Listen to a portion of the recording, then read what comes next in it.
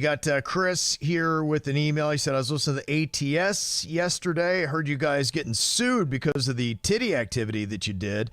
Now, actually, the reason why we were sued was somebody had stepped in a hole at the first Vanilla Ice party and wrecked their knee, and I think that was $5,000 or $10,000 that we got for that. But my question as a new KVJ Nationer popped in my head. Have you guys ever gotten into a genuine controversy or a terrible lawsuit that you regret? I know about that stunt you did back in the day at Palm Beach Gardens Mall, but did anything else happen that you guys got in genuine deep trouble for? Yeah, I mean, we had some. We had Jaybird walking on coals. You were in the hospital. That bill was like $40,000, $40,000 or $45,000. They were pissed. The popcorn stunt, they were pissed too. In fact, that was the first time I didn't even know we had that many bosses at the company, and I heard from every single one of them in the hospital, and they weren't that nice either. I'm like, I'm kind of fucking sick right now. Yeah, don't ever do this again. Scram, kid. Yeah, dumb fuck. Yeah, they were not thrilled about that.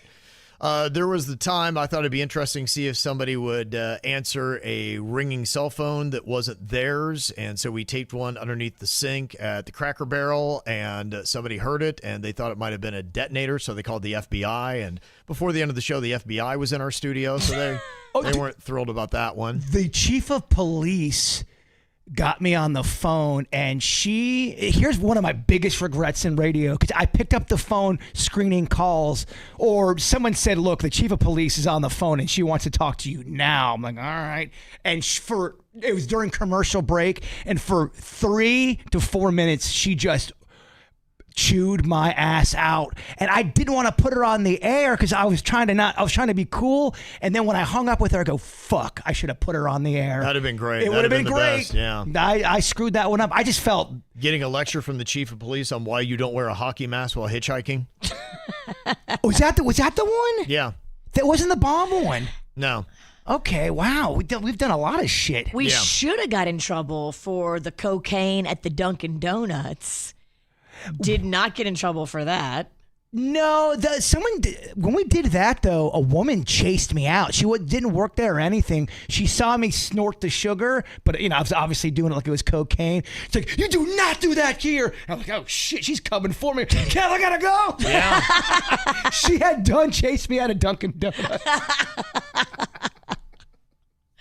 Yeah, she wasn't thrilled about that. I remember you did one, too, where you were next to the police and you're acting like you're on the phone. You're like going, so what am I supposed to do with all this cocaine? Remember that? They got detained. They tore Marion's car apart. Yeah, that's right. Yeah, they thought you were a dealer. That was just what such am I an supposed idiot. to do with all this cocaine? And then there was a table full of cops. They were like, all right, we got to go over there and talk to him. All right, dumbass, stand up. Where's the car? Yeah. Yeah, that was fun as well. Yeah, there were a lot of interesting things back in the day. Yeah, the video, now, it's one is the video's so much better now that it'd be great if we had great crystal clear video of all those moments, which just we did those in an era where you couldn't. But now we're kind of in an era where you would get massively sued for any of those things. Yeah. There's maybe one or two that we just listed that we could do again, but typically, if you're going out in the public and causing wildness, because we work for a company, they're not going to sue us individually. They're going to go after the company that has money. And that's what they do. Yeah. They look at the owner of the radio station and they sue them. Yeah. Then we get in big trouble. Well, people did push the line, I think. I think everything changed when that one stunt, P for a Wee. Yeah, there were a few radio things that really changed the game. That was one where it was, and it was a bit that I had done in Kansas City before I got here that we had done. It was, I think maybe it was coffee, though, because I remember our contestants, it was, how much could you drink of a liquid, but you couldn't go pee, and you're messing with somebody's body.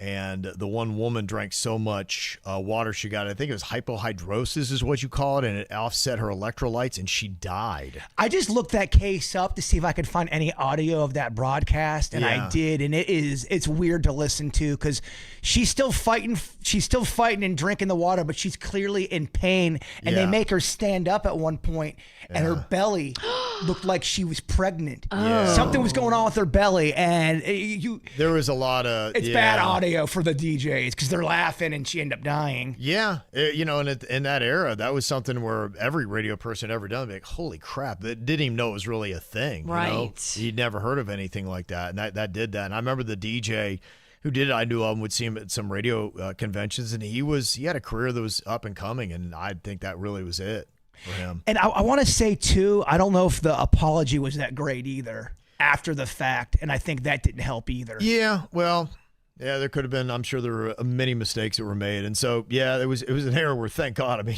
thank God we didn't kill anybody or anything like that happened, because we were doing some nutty, crazy shit.